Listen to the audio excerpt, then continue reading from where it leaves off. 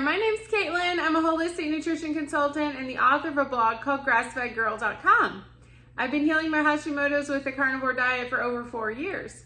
Today, I'm so excited we're going to be doing a meal prep video. It's 7 days of meal prep. So this is people who work outside the home, who need to take food when they go or when they're on the go or at work and have to use a microwave maybe to heat it up.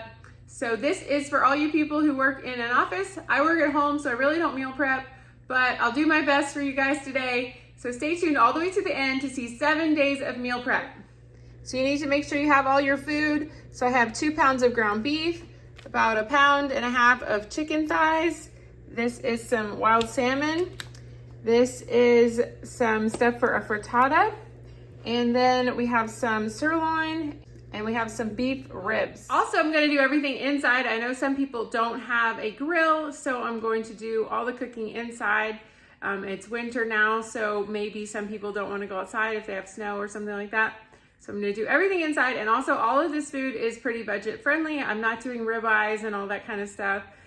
So I know a lot of people wonder about carnivore on a budget, so make sure that you watch all this because there's going to be budget options. This video is brought to you by my ebook. It's the Carnivore 30 Challenge. It is a 30-day carnivore program that helps you get started on the carnivore diet in the right way and without all the dogma. So get your carnivore30.info book right now and you can save with my code CARNI30 for the month of March.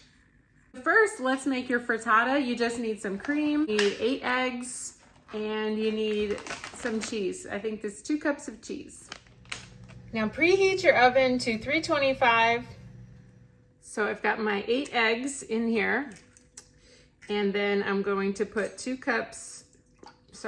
cup of heavy cream. This is 2 half cups. I can't find the full cup. So 1 cup of heavy cream and 8 eggs. That is your ratio.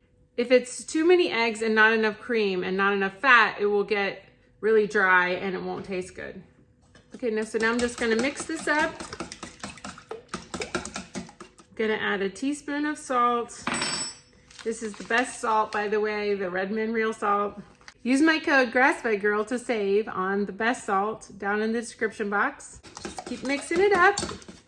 I like to put a parchment in an 8x8 and you just pour it in there. Then I'm going to mix my cheese in. So just gonna, get it in there a little bit. Make sure it's covered. So that's 2 cups of cheese. You could use less if you want to. Now your oven is at 325, so you're gonna bake for about 25 minutes on 325. Now that frittata is out of the oven, looks so good. See, it's done in the middle. Here's that frittata, it's all done.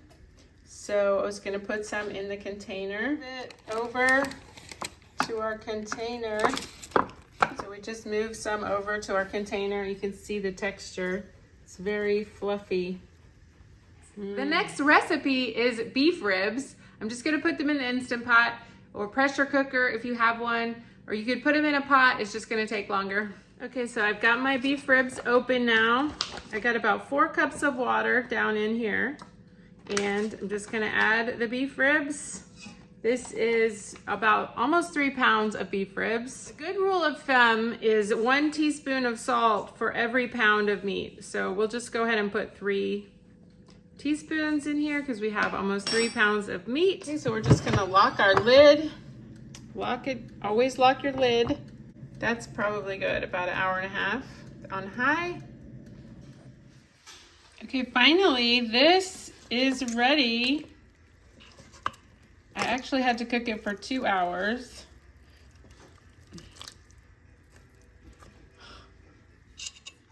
Oh, look at that, how it's falling off the bone. So I would just serve this like a soup, save some of the broth, and just kind of, then you can warm it up at work and it'll be nice and yummy. So the next thing we're gonna make is salmon. This is the bag of salmon from Costco. It is wild salmon. This was about 20 bucks. So this is about, I'd say 12 ounces of salmon, something like that. So you always want to dry it off with some paper towels, because if you don't, it'll just kind of steam, and that's not what you want. So then you just kind of dust it with your salt. I like to put ghee in because it doesn't burn. Ghee has a high smoke point, so this is the ghee I get from Costco. And when it's hot, you put your salmon in.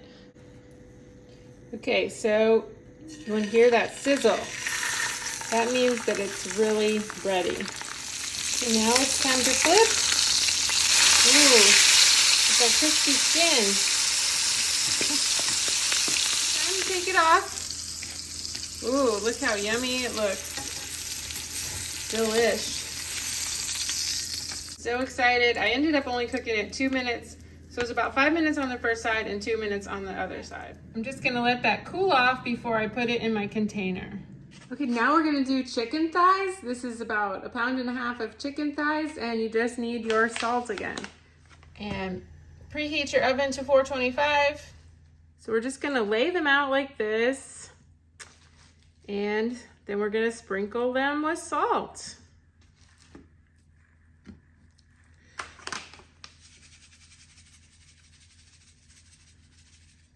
And now turn them over and do the other side. These will be really good air fried or on the stove or on a frying pan. It's just whatever is easier for you. I think I'm gonna put them in the oven. So I'm just gonna put some ghee on my pan and spread it around. Now just lay your chicken out on your ghee. I'm just gonna put it in the oven for about 30 minutes. So here's the chicken. See, it's a little crispy on each side. It looks really tasty. And this one, I'm just gonna move it over to my container and let it cool off a little bit. So there we go, we have it all plated up. This is 80/20 Angus beef. It is from Kroger, and now we're gonna be making some sliders. So I'm just gonna cut it like this, and then like this. So in 6 little pieces. It'll be about 2 ounces each. And just gonna make some little tiny burgers so that'll be really cute. And you don't wanna mess with ground beef too much. So you don't wanna handle it too much. Just kinda get it out there and that's it. You don't wanna, because the more you handle it, the more tough it gets. I find 80/20 is perfect for everything. It's just the right amount of fat for me as far as taste. I don't like 85/15 or 90/10. Ugh. I love the fat in this. It's just perfect. So there you go. Now you're gonna get your real salt and put a little bit of salt on each one. And then turn them over and do the same thing on the other side. These two are my favorite pans. You can get them down in my Amazon shop. So you wanna get it really hot. This is a carbon steel pan. This is a Le Creuset ceramic. So I've got it on medium heat now. It's hot. When you're cooking sliders, you wanna undercook them just a little bit because you're gonna be heating these back up at work or wherever you go. So I always try to undercook them a little bit so you have some room to heat them up and they won't be dry and tough. So you want to hear a sizzle when you put them in the pan.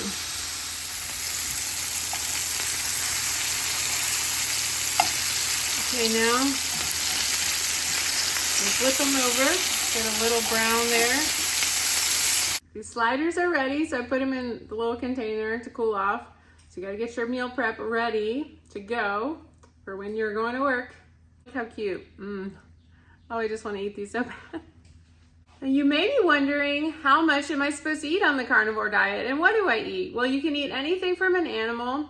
I discourage dairy because it can stall weight loss, and a lot of people are doing carnivore for weight loss. So I discourage dairy, but if you do have dairy, just use it as a condiment. Most people eat about a pound of meat per meal and then maybe add some eggs along with that. It's really just up to you, but you want to feel full, like really full.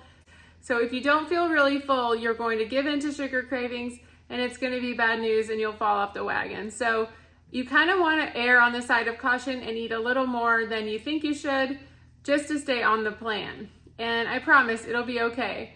You're kind of healing your body, and then later on you can eat less, kind of like a reverse diet, something like that. But right now, if you're new to carnivore, you kind of want to eat a little more, then later on you can eat a little less. Now we're going to make our sirloin. This is an amazing cut. It is on sale a lot and it is budget friendly. I find it tastes a lot better when you cut it into strips and then it doesn't get so dry because it doesn't have a lot of fat. So we're going to cut it into strips today. Okay, so I'm just going to cut it like this, like long ways. I think we can get 3 strips out of this.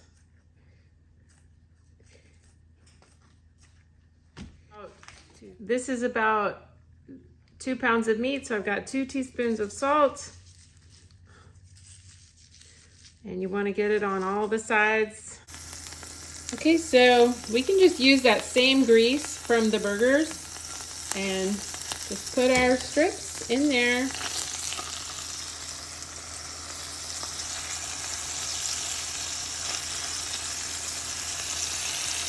So we're going to cook this about 3 or 4 minutes on each side. Okay, so now let's flip.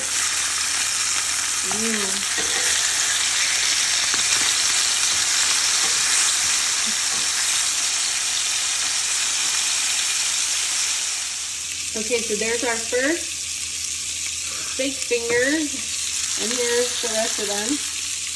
So just let them cool off before you put them in the container. Also undercook them so when you put them in the microwave or whatever, they won't get overcooked. You can see this one. Look how yummy that is. Yum. So I'm gonna put them in half and fit them in here. Okay, so here's everything. We got the salmon, the chicken thighs, we got the steak strips, the frittata, the burger sliders, and the beef ribs that is more like a soup. So delish. That's everything, and you can mix and match these as you want for your week. The thing is, you can just kind of, let's say this is your plate for at work, so you could mix and match. You could take a different container with you and just mix and match things. You know, you could have some salmon and, you know, take this back, and so you don't have to have just one thing. You can have a variety if you have everything prepped. So that's pretty cool. But just aim for about a pound of meat per meal and you'll be pretty good. Thank you so much for watching our meal prep video. It is gonna be a great week here. We have all our food ready, so we don't have to worry about cooking anymore. Please subscribe, share this video with a friend. We really appreciate it.